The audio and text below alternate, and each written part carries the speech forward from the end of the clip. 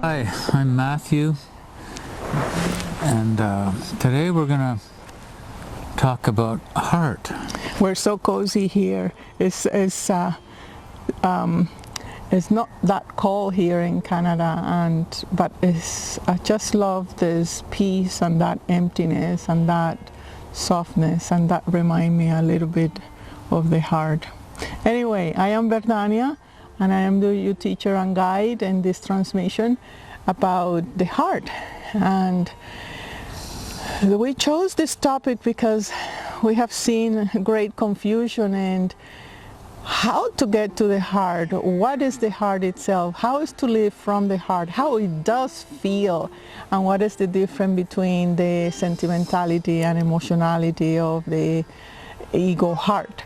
So yeah, and I've talked about heart for years and years, but I don't really know if anybody's understood me. Talked about to really understand something, you get it in your heart. You understand it in your heart and not in the head. What does it mean to be in the heart?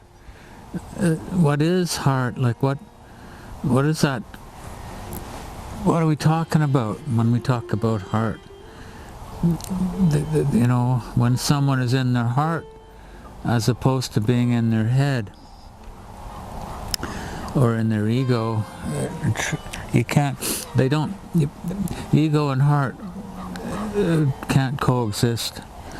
that's one of your most powerful sentences, because it really is the only compass to know if you are really in your heart, is that you have a hidden agenda of some sort, and that you want to please, or you want to have any outcome in your life, or you want to prevent yourself from feeling the incredible, I don't want to use the word vulnerability, but today we had a beautiful example, a farewell for one of our members and of the community, and it was just so moving to feel the love and the gratitude. Yeah, it was like the grief.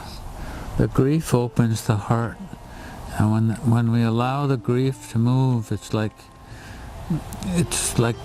joy. It's like, because it's life, and it puts us into the absolute moment. And the grief, I want to clarify that, because it was not the grief for the other, it's more of a grief of oneself. The times where we have not been present to ourselves, and that part that grieve for us, and that the essence that is calling to be more you, and you're not responding, you don't have a responsibility, you don't have a life pulse, and in that life pulse you don't have your heart, you don't have the essence, and you start grieving, you start feeling sad, and it can be felt like a depression, or you projecting something or in somebody, but really grief, it's a doorway. Yeah, when the grief isn't driven by the mind, when it's just something that wells out of the heart, it's not driven by self-pity. We're not talking about that type of pain, you know. We're talking about a living feeling, a living a place of being, and it creates that sense of sympathy, and also the grief that very soon turns into gratitude, into devotion. But it starts with that incredible, uncomfortable feeling of just shaking your heart, like, how much love can I feel? Yeah, it's the frequency of love. That place of love is it does make us shake when the heart opens. Yeah, and we can call that vulnerability, but it is not a psychological vulnerability. It's really an actual physical, biological shake of your heart that is just inhaling love coming from you because you have shifted the perception towards somebody or towards yourself. And when I've said that the ego and the heart can't coexist, it came out of experiences I've had when I've been in a state of ego where the ego has felt an existential threat, and there's a rebellion, and you're descending into this heaviness of mind, and just the part of us that we identify with and we think is us. It's what we call ego. And coming into that and rebelling, and just I've been gone a day, 2 days in that state. The sympathetic nervous system engaged. I wouldn't eat, I wouldn't sleep, just tormented. And as I came out of it, I would feel my heart again. And then I remarked, there was no heart in that state of tantrum. It's they can't coexist. It's one or the other. Yeah, and the tantrum is always about winning. It's about you wanting to win over an ideal that you have, a belief system you have about somebody, and that's when the relationships are there really not to make you happy, but to make you conscious of how engaged, from what place you are engaged. And or the tantrum can be against the teacher, not the teacher, the person, but what the teacher represents. The teacher represents that threat. Well, the teacher represents the heart. The threat of the heart, yeah. Yeah. To the ego, and the ego can't, it has to relinquish control to the heart, and it doesn't want to. And what I find fascinating is that everything is indicating to review our position in front of our heart. Is the beginning of, is what humanity is signaling, is let's have some heart, and what happened to you if you're open to feel the pain of whole humanity, of the children, of the poverty, of the abuse, of the overpowering, and that is a question that may open yourself to the suffering of yourself, because it's a link that you're doing to the parts of you that is suffering, and we use in the mind, we want to freeze it. We want not to experience it. We want to put a barrier, say, I won't feel. And then the mind will say, I can use the energy of the feelings, but it's not real. And that's when you can get confused. You're feeling something, but the feeling comes from the belief system, not from your heart. And when you do that distinction,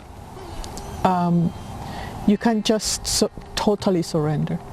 You feel that sense of, I cannot hold it anymore. I'm giving up control.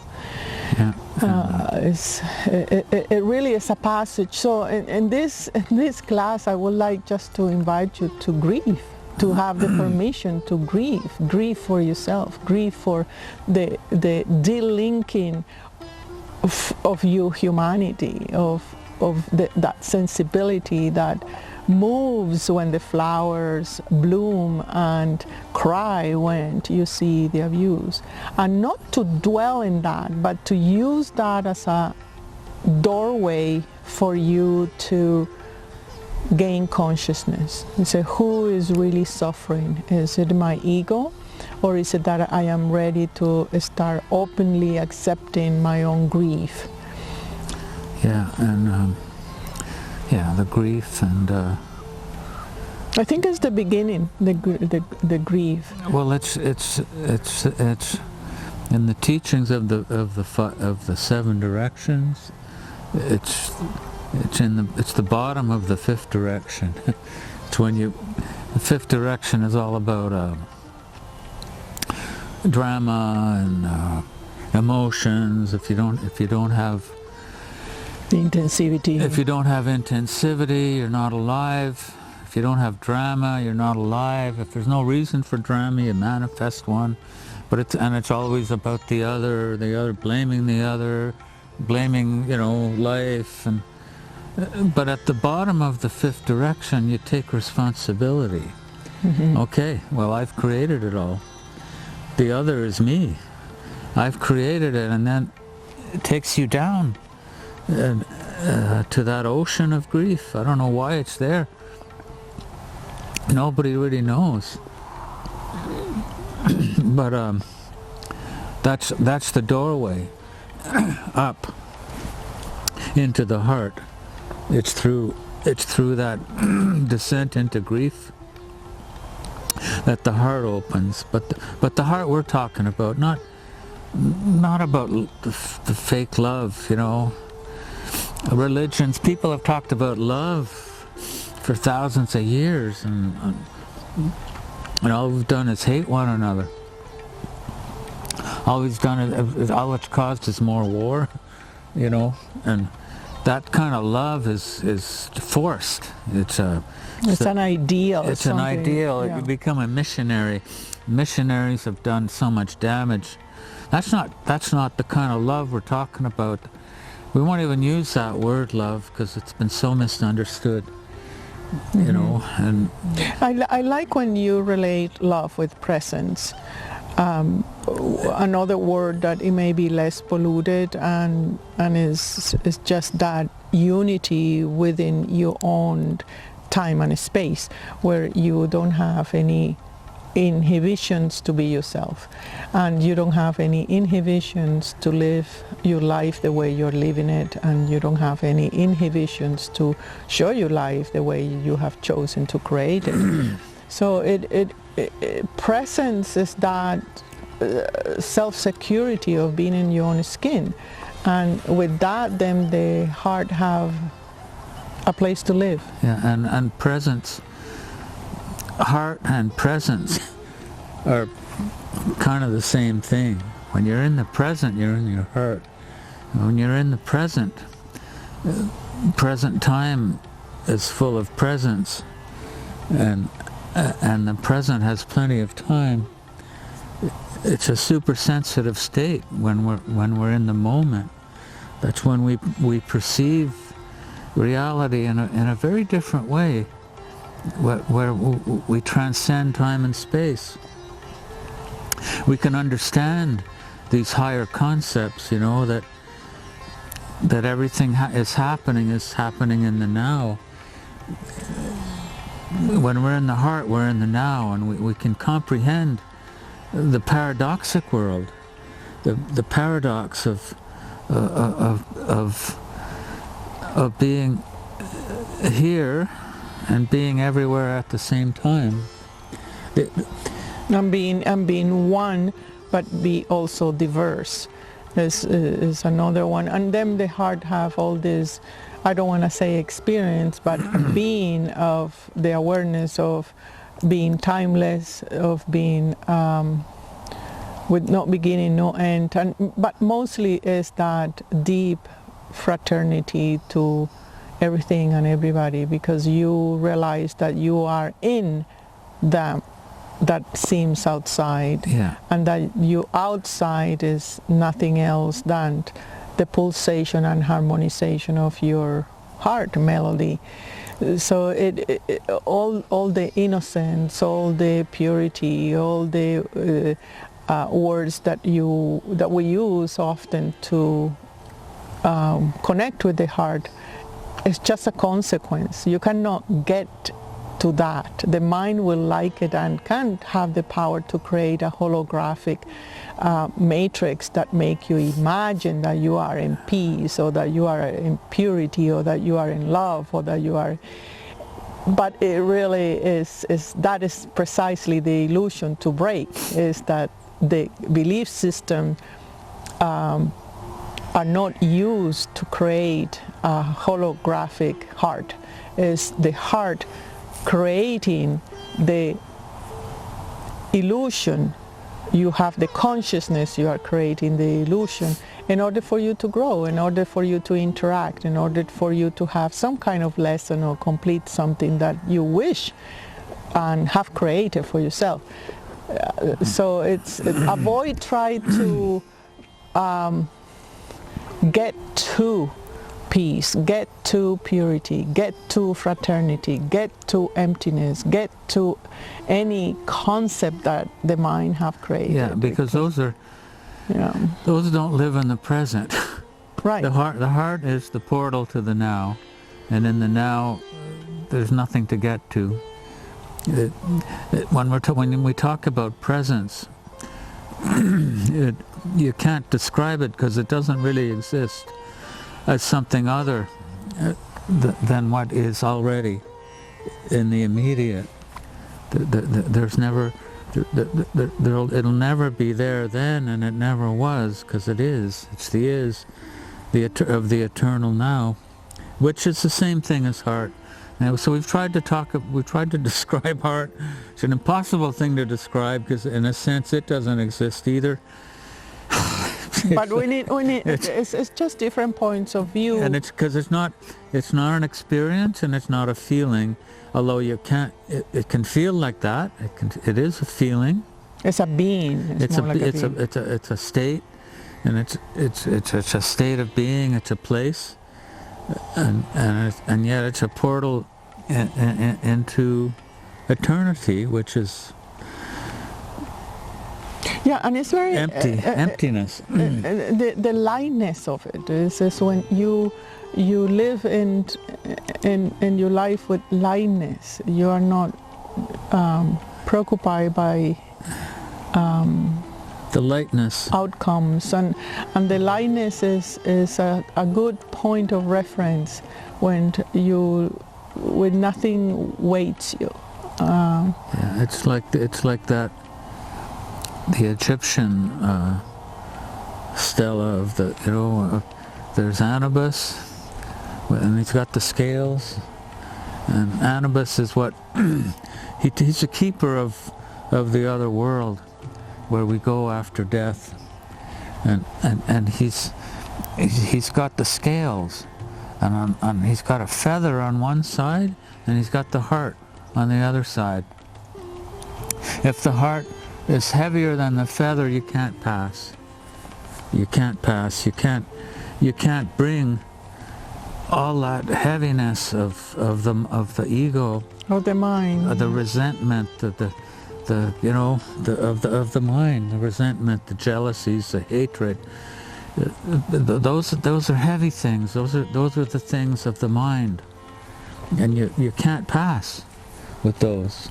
And the last thing I want to add is that the association with resonance, because when you sing, when you invoke your own personal song, even if it's just a little humming, you are evoking the pulse and the harmony of the heart. That's what the heart is there, is to give pulse and rhythm to your life, and to have the melody that is personal and unique to you. It's nobody able to replicate that signature. Once you have that intimacy with your resonance, you are in the doorway. That's what we call the power song, and in the shamanism, it's the power song. It's developed, when it's the longing, the deep longing for the one, for the oneness. It's the absolute cry of the soul. That's the depth of the song, of the power song. And when we come back to the grief. And then it's the absolute moment. It's grief. It's power. It's presence. All in one. And prayer. And it's absolute focus. It's prayer. That's what the meaning of prayer. And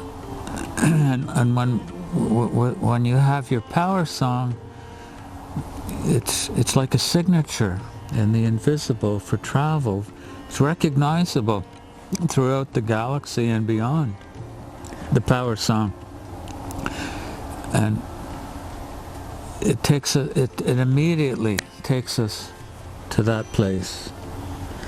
So we wish you in these holidays that, or in these times of reclusion that have been so difficult for many, to go to the only place where you can be safe and acknowledged and cozy, and is in your heart. When we say we wish you a peaceful times, we are saying we are praying for you to be in your heart, so you become timeless and you serve as an example of a living pulse of what life and love is.